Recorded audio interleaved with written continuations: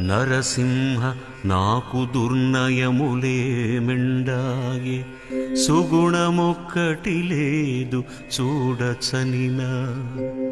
అన్యకాంతల మీద ఆశమానగలేను, పరుల క్షేమము జూచియోర్వలేను. ఇటువంటి దుర్బుద్ధులిన్ని నాకున్నవి, నేను చేసెడివన్నీ నీచకృతులు. నా వంటి పాపిష్టి నరుని భూలోకాన పుట్టజేసితివేమి భోగిశయనా.